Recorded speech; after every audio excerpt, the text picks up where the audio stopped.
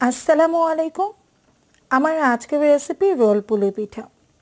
আজকে একদম সহজ উপায়ে আমি তৈরি করে দেখাবো মজাদার রোল পুলি পিঠা। আশা করছি সবার কাছেই ভীষণ ভালো লাগবে আমার আজকের রেসিপি। যদি ভালো লাগে তাহলে লাইক, কমেন্ট এবং শেয়ার করার অনুরোধ জানিয়ে শুরু করছি আজকের পর্ব। তো চলুন ঝটপট দেখে নেওয়া যাক মজাদার এই পুলি পিঠা তৈরি করতে কী কী উপকরণ লাগছে পুরো প্রস্তুত প্রণালী। আমি প্রথমে নারিকেলের পুরটা রেডি করে নিব। সেজন্য আমি এখানে 3 কাপ পরিমাণ কোরানো নারকেল নিয়েছি। আর দেখতেই পাচ্ছেন যে আমি বেশ মিহি করে কিন্তু নারিকেলটা কুড়িয়ে নিয়েছি। এবারে এই কোরানো নারকেলে দিয়ে দিচ্ছি 2 টুকরো তেজপাতা, দিয়ে দিচ্ছি আমি 1 কাপ পরিমাণ খেজুর গুড়।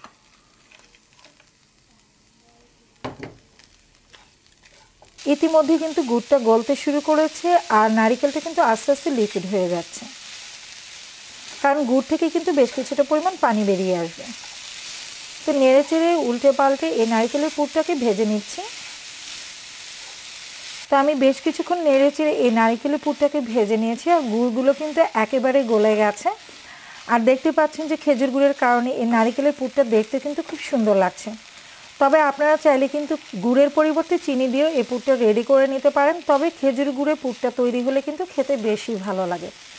তো আমার নারিকেলের পুরটা রেডি হয়ে গেছে। এই পর্যায়ে আমি এটা চুলা থেকে নামিয়ে নিচ্ছি আর অপেক্ষা করছি পুরটা পুরোপুরি ঠান্ডা হয়ে যাওয়ার জন্য। আর এই ফাঁকে আমি বাকি কাজগুলো করে নিব। আটা করে নেওয়ার জন্য অর্থাৎ চালের গুঁড়োর যে কাইটা আমি রেডি করব সেজন্য আমি প্যানে এখানে আমি 5 কাপের মতো পানি দিয়েছি আর পানিটা কিন্তু অলরেডি বলক চলে এসেছে।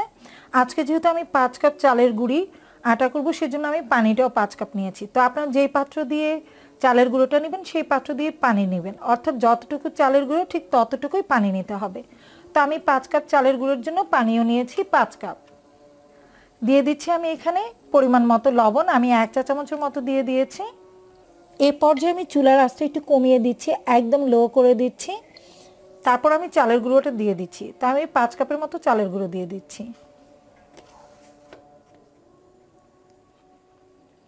আমি পিঠাগুলো একটু বেশি পরিমাণেই করব, সেজন্য একটু বেশি পরিমাণে চালের গুঁড়ির আটাটা তৈরি করে নিচ্ছি। আপনারা কম করতে চাইলে সেই অনুযায়ী বুঝে কাইটা তৈরি করে নেবেন।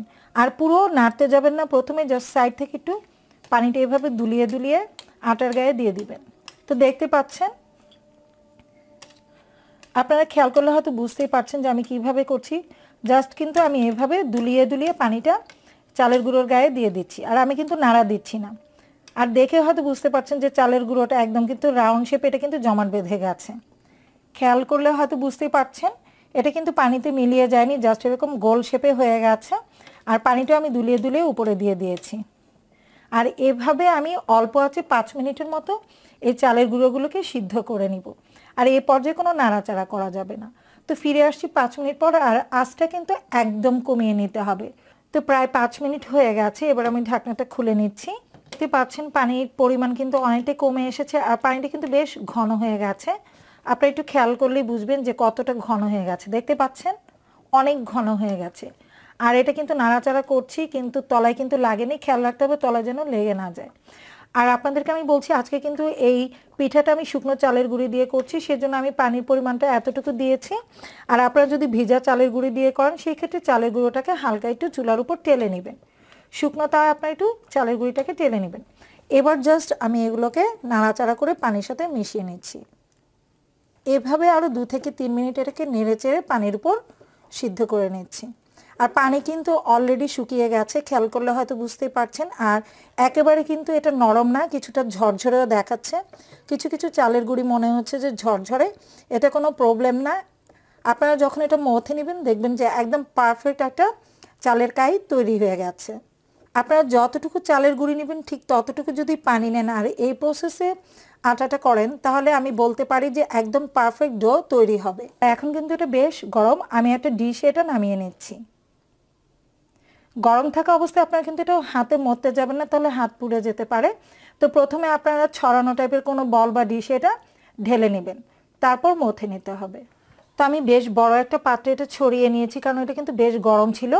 আর হালকা গরম থাকা অবস্থাতেই কিন্তু মথে নিতে হবে, অতিরিক্ত গরম থাকা অবস্থায় মথতে যাবেন না, তাহলে কিন্তু হাত পুড়ে যেতে পারে। তো যদি খুব বেশি গরম লাগে সেক্ষেত্রে আপনারা কি করতে পারেন, এরকম একটা বাটিতে একটু ঠান্ডা পানি নিয়ে হাতে একটু চুবিয়ে নেবেন। তো হাতটা একটু ভিজিয়ে নেবেন, একেবারে ভেজা রাখবেন না, জাস্ট হাতটা ভিজিয়ে পানিটা ঝরিয়ে নিয়ে তারপর মথে নেবেন, এতে করে হাতে খুব বেশি একটা গরম লাগবে না।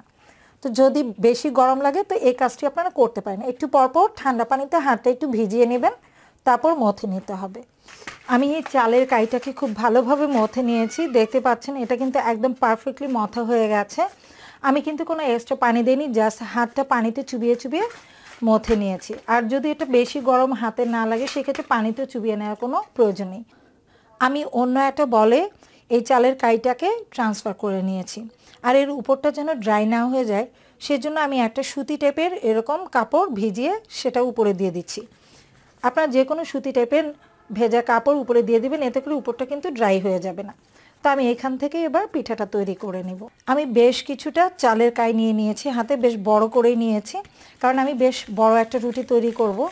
একেবারে খুব বেশি বড় না, মোটামুটি মিডিয়াম সাইজে একটা রুটি তৈরি করব।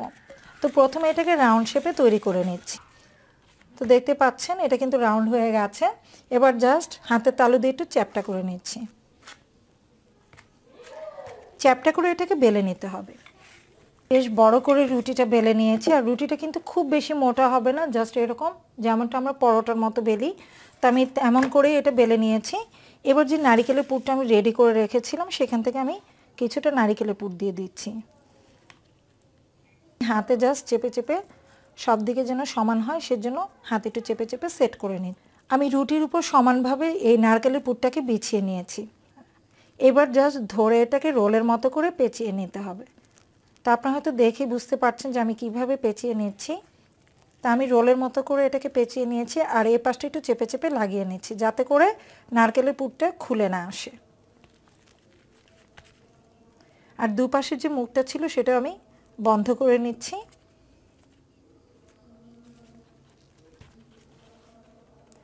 তো দেখলেন আমি কিভাবে এটাকে রোলের মতো পেঁচিয়ে নিয়েছি, আর যে মুখটা ছিল সেটা কিন্তু বন্ধ করে নিয়েছি, এতে করে নারকেলের পুরটা কিন্তু বেরিয়ে আসবে না। রোল পুলি পিঠাগুলো ভাত দিয়ে নেওয়ার জন্য আমি হাঁড়িতে পানি বসিয়ে দিয়েছি, আর পানিতে কিন্তু অলরেডি বলক চলে এসেছে।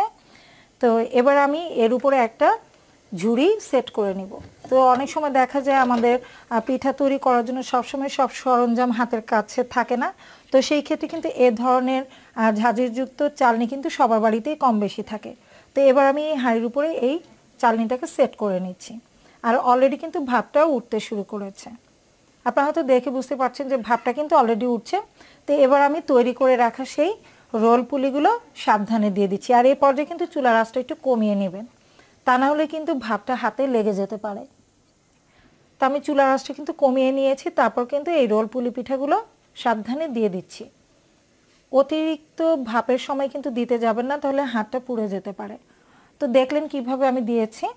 এবার এর উপরে আমি একটা সুতি পাতলা কাপড় দিয়ে দিচ্ছি যাতে করে ঢাকনা দেওয়ার পর সেটা ঘেমে যেন পানিটা পিঠার উপর না পড়ে।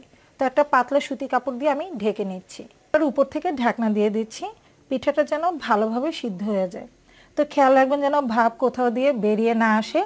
তো এমন একটা চালনি সেট করতে হবে যেটা হাঁড়ির সাথে একদম পারফেক্টলি সেট হয়ে যায়। ঝাঁঝরিযুক্ত চালনিটা এমন নিতে হবে যেন হাঁড়ির সাথে পুরোপুরি সেট হয়।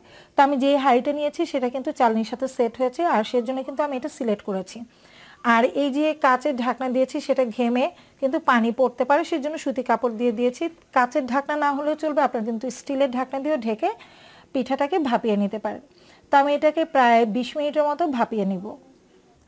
আমি প্রায় 20 মিনিটের মতো এই রোল পুলি পিঠাগুলোকে ভাপিয়ে নিয়েছি। আপনাদের হয়তো একটু কম বেশি সময় লাগতে পারে, তবে একটু চেক করে নেবেন পিঠাটা পুরোপুরি হয়েছে কিনা। তো আমি নামিয়ে নিয়েছি, তারপর ঠান্ডা হয়ে যাওয়ার পর এগুলোকে ছুরি দিয়ে এভাবে পিস পিস করে কেটে নিয়েছি। তো দেখতে পাচ্ছেন যে এটা দেখতে কতটা সুন্দর লাগছে, আর খেতেও কিন্তু ভীষণ ভালো লাগে এই রোল পুলি পিঠা। আশা করছি আমার আজকের রেসিপি আপনাদের কাছে খুবই ভালো লেগেছে। যদি ভালো লেগে থাকে তাহলে ফ্রেন্ডস অ্যান্ড ফ্যামিলিতে শেয়ার করার অনুরোধ রইল। খুব শীঘ্রই ফিরে আসবো নতুন কোনো রেসিপি নিয়ে। সে পর্যন্ত সবাই ভালো থাকবেন, সুস্থ থাকবেন, এই প্রত্যাশায় আজকের মতো এখানেই বিদায় নিচ্ছি।